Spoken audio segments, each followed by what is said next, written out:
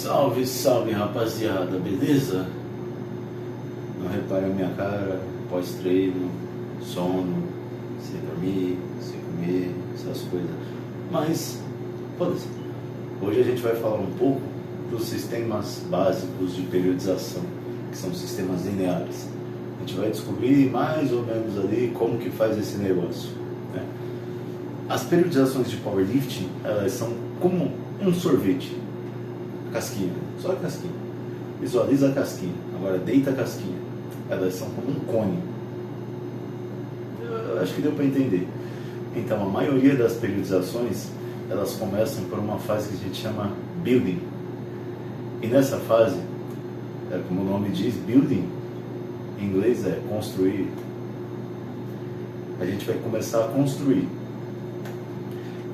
Dependendo da necessidade do atleta, a gente vai começar a construir o que?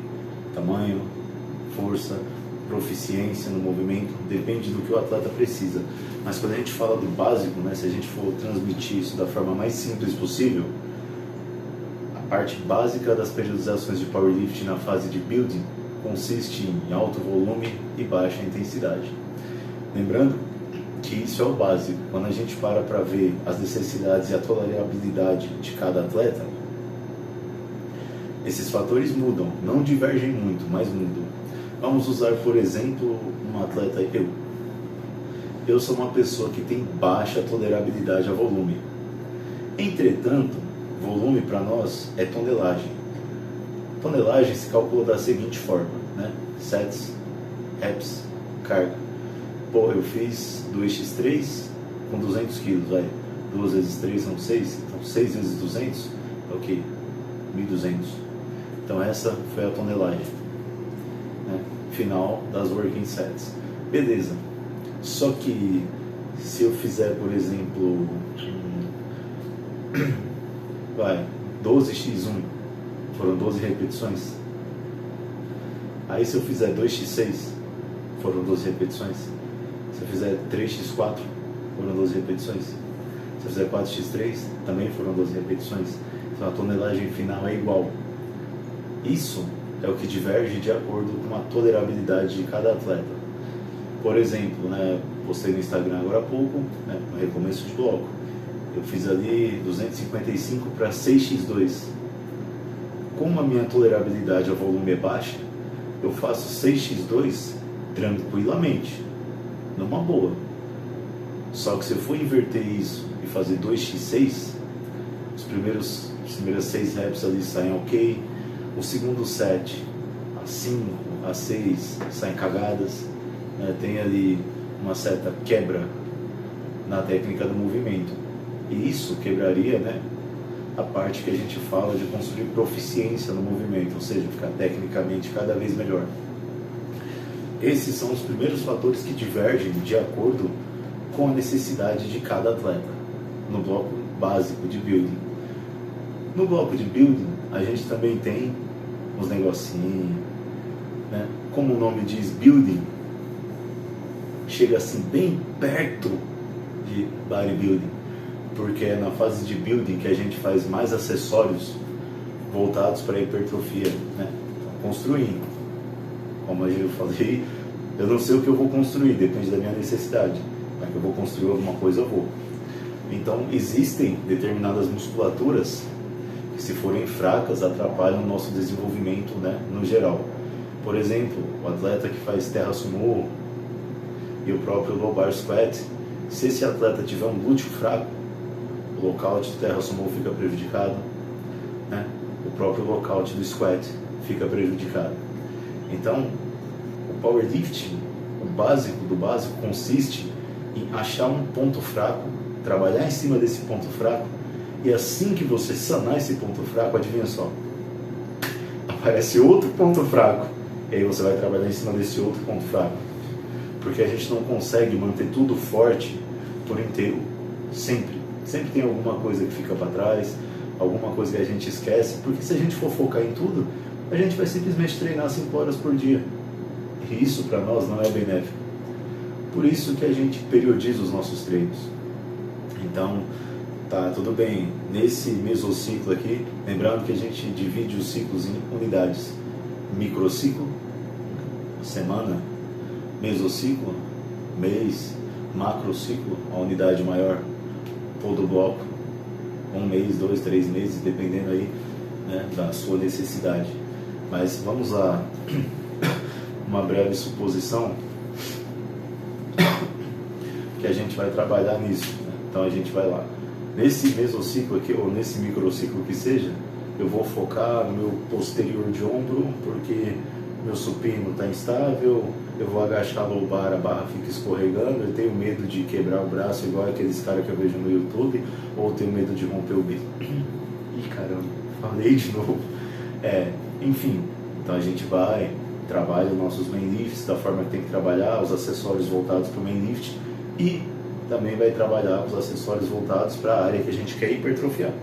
Que nesse caso eu estou falando do posterior de ombro, e ninguém vai romper o bíceps nessa história. Ninguém.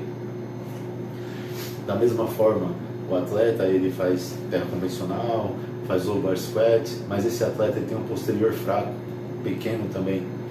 Então a gente, nesse microciclo aqui, eu vou focar em desenvolver o meu posterior para melhorar meu terra, para melhorar meu agacho. É assim que funciona. É o básico da fase de building. E como eu falei, né, um pouco antes, volume é uma coisa que vai divergir de atleta para atleta. Eu, por exemplo, eu consigo treinar com intensidade alta por várias semanas seguidas, mas eu não aguento muito volume. É à toa que segunda-feira eu finalizei o bloco 285 para 2x3, ok? Primeiro set de 3, perfeito, me senti um ator pornô. Segundo set de 3, primeira rep ok, minha esposa tá me olhando feio. Segunda rep ok, a terceira é uma cagada. Então a minha tolerabilidade, a intensidade é alta, mas o volume é baixo. Então os meus treinos têm essa tendência, né? Dividir, dispersar bem o volume. Por falar em dispersar, o que a gente faz nos sistemas lineares básicos de powerlift é isso. Bloco de building acumula volume, bloco de transição ou consolidação que seja, a gente começa a dispersar esse volume trabalhando com maior intensidade e quase que obrigatoriamente menor volume. E nesse bloco a maioria dos fatores independem muito da tolerabilidade do atleta, porque é praticamente mandatório, né? É um cone, então ele vai afunilando. É praticamente mandatório que a gente baixe um pouco o volume para conseguir lidar com a intensidade, porque assim, o powerlifter, vamos falar do powerlifter brasileiro, o atleta brasileiro, que é aquele cara que no fim de semana ali ele é atleta, vai lá no campeonato, ganha, sobe no tablado, e na segunda-feira ele volta a ser um trabalhador assalariado, né, que trabalha 8, 9, 10, 12 horas para manter a família, dorme 2, 3 horas por dia, às vezes 4, e não tem tempo para comer bem, para bolar bem. Então todos esses fatores, estresse, sono, hidratação e alimentação, na vida de um trabalhador brasileiro, são fatores terciários, quaternários, sei lá, a gente não dá atenção. E isso bate diretamente no nosso desenvolvimento como atleta. Então eu como treinador, e até uma dica bem interessante para os treinadores, é se atentarem à situação do seu cliente, né? Quesito social, como ele trabalha, o que ele come, o que ele pode comer, porque você já imaginou aqueles treinadores chupa-bola lá, olha, você precisa comer uma fatia de queijo de cabrito da montanha da Noruega. Noruega tem montanha? Não sei. Você imagina, aí você fala pro cara, mas pô, eu ganho 1.000 e pouquinho por mês, como que eu vou comprar isso? Não sei, se vira, você precisa comer. A gente não pode fazer isso, a gente tem que se atentar a esses fatores para conseguir extrair o melhor do atleta, porque a partir desse período de transição ou consolidação, como alguns treinadores também chamam, as coisas ficam um pouco mais pesadas.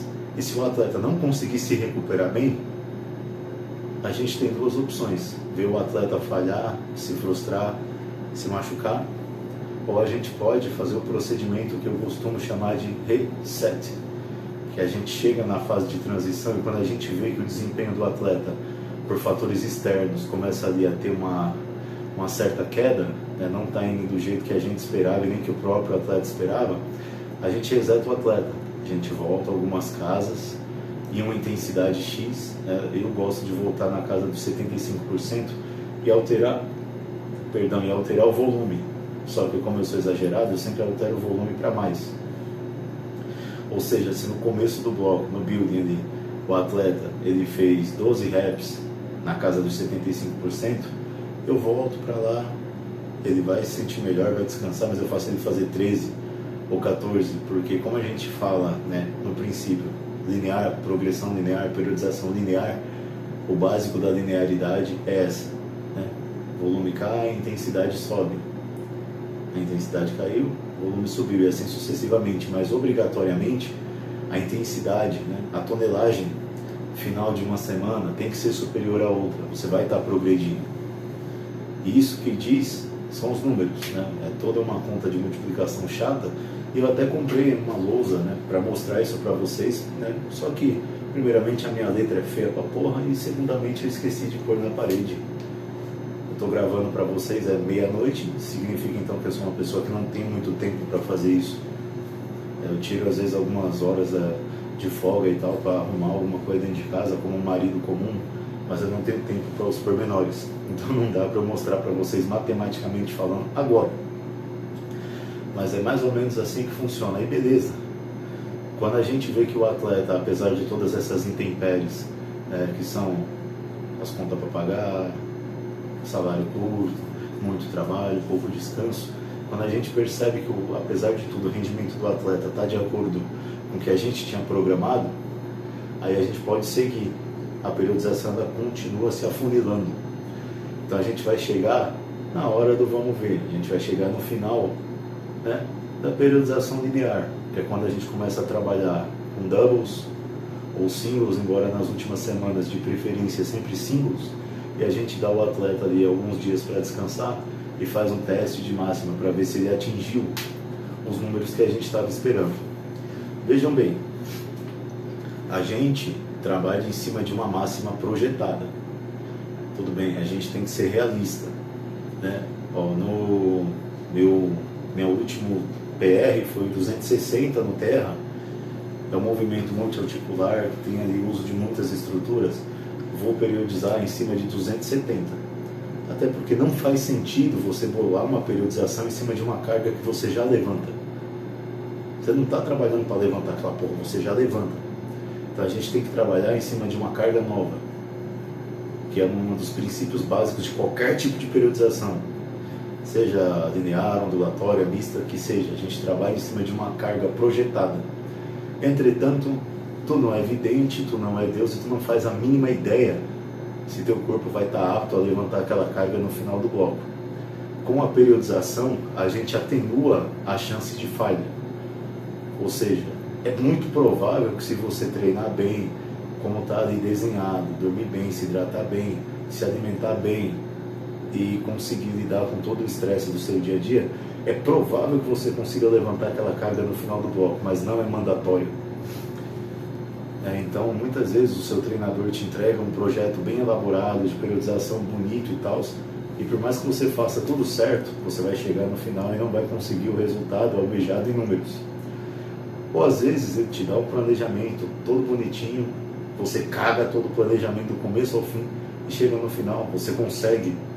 É uma questão incógnita que a periodização faz a questão de simplificar, de atenuar a chance de falha. Esse é o trabalho do treinador. Conforme nós chegamos ali no final da periodização, como eu falei, terra é um movimento multiarticular, então vale a pena colocar 7,5 kg, 10 kg em cima para a próxima periodização. O squat também. Só que quando a gente vai para o supino, que é um movimento extremamente simples, a gente tem que ser mais realista ainda. Colocar 2,5, 5 kg, no máximo 7,5 em cima da última marca e trabalhar em cima dela. É o básico que a gente faz quando a gente pega uma aluna, é o básico que a gente faz para criar uma periodização do zero. Isso é o básico do básico que a gente aplica ao main-lift, como a gente aplica o powerlifting nas pessoas. É assim que as periodizações mais básicas funcionam. É à toa que, para os alunos que eu pego que nunca treinaram powerlifting ou que eu não conheço, tem um módulo básico que todos eles são obrigados a passar com feedback de vídeo bem incisivo, para a gente ver como que é o padrão de movimento deles, o que eles podem fazer, porque o treinador, apesar de tudo, a gente tem o feeling e consegue ver mais ou menos o limite do aluno observando o que ele está fazendo. Então é um esporte extremamente observacional. Vale aí para os senhores meus alunos que volta e meia esquecem de gravar vídeo e eu vou ter que ficar cutucando as minhas bolas de cristal lá para saber o que eles estão fazendo em treinos, se tá bom, se não tá, se tá certo, se não tá. Lembrem de mandar os vídeos para mim.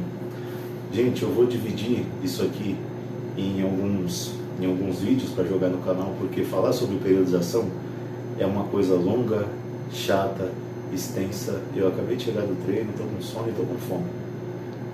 Então, no próximo vídeo a gente vai falar sobre a estruturação dos acessórios, do porquê eles estão ali, de como estruturar a intensidade, o volume adequado para eles e etc. Por hoje é só. Tamo junto, fiquem na santa paz. Deus é bom e o diabo não presta, mas o diabo vende bastante. Falou.